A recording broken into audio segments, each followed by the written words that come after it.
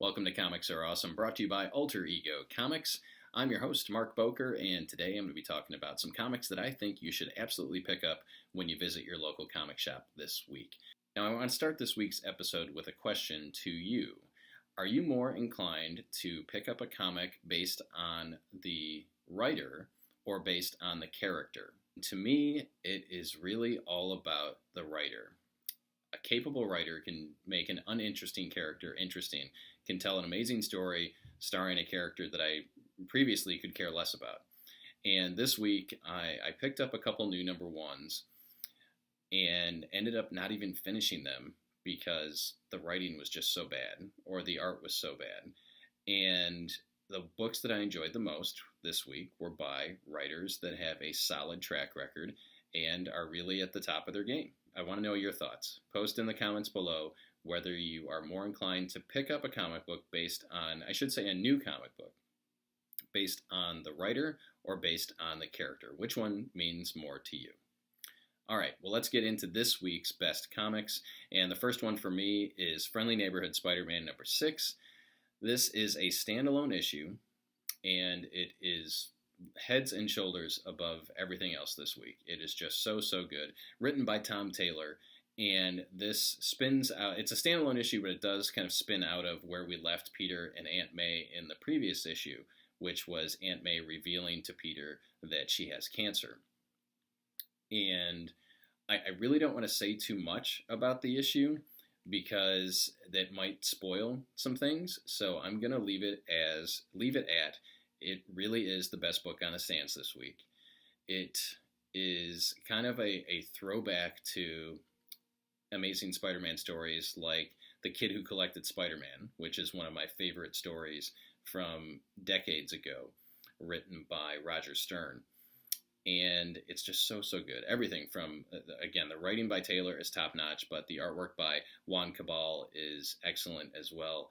Friendly Neighborhood has been excellent from the get-go, and it makes me sad that it sells less than Amazing Spider-Man, at least in my shop.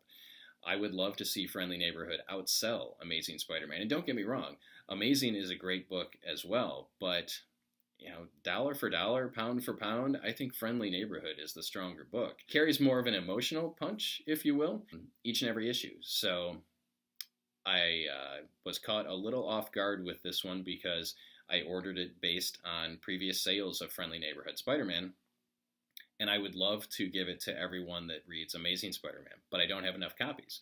So hopefully I'll be able to get more and put this in front of everybody that's reading Amazing Spider-Man, and would love to see those readers become regular readers of Friendly Neighborhood Spider-Man. My pick of the week, I should also mention that Alex, one of my other team members here, it is his pick of the week as well. We'll stay with Spider-Man for my second pick this week, which is Symbiote Spider-Man number 2, written by Peter David. And that's all you need to know. Peter David, one of the most capable writers in comics, has tons of memorable stories, especially when it comes to the Incredible Hulk in the 80s and 90s. But he also had a very memorable run on Peter Parker, the Spectacular Spider-Man in the 1980s as well. And this story is set firmly in the 1980s, shortly after Peter returns from Secret Wars with the alien symbiote costume that he doesn't know is really a symbiote yet. This also features Mysterio very prominently, so they're clearly trying to drum up interest in Mysterio as a comic book character, since we know that Mysterio will be in Spider-Man Far From Home, the movie that comes out in July. So this is a mini-series. I believe it's 6 issues. Greg Land does the artwork on this, and some people really don't care for his artwork. I actually appreciate it depending on the character. Now, his female characters sometimes end up looking the same, but him drawing Spider-Man in the black costume is outstanding. Symbiote Spider-Man is definitely one that you don't want to miss this week.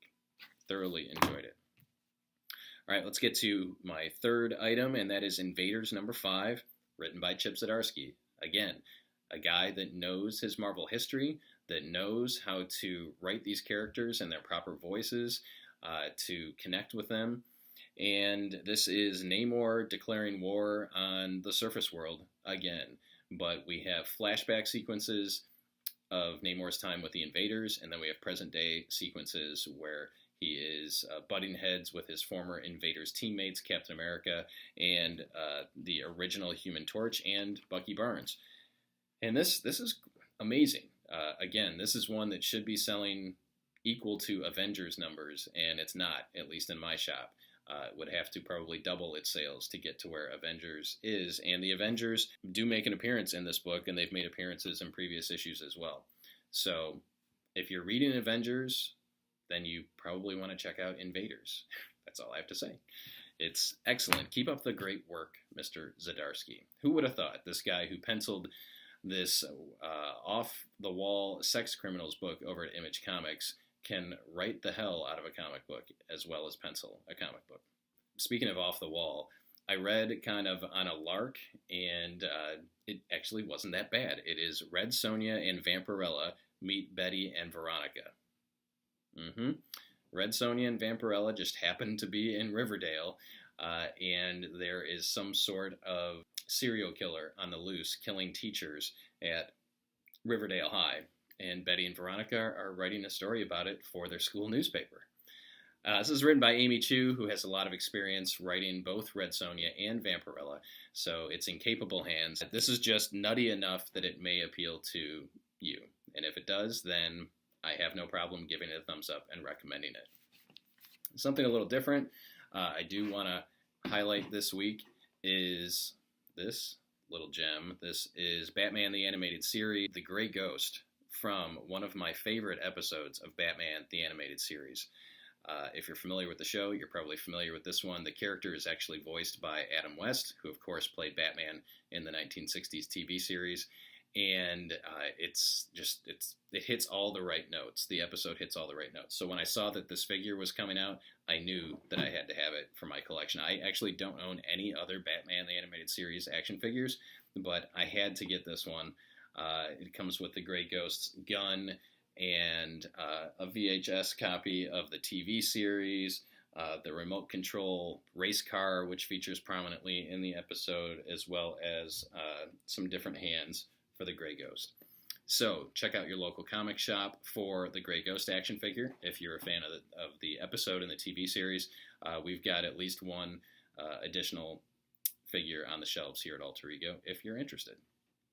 So that'll do it for this week. 2 episodes in a row. 2 weeks, 2 episodes. I think I'm breaking some records here.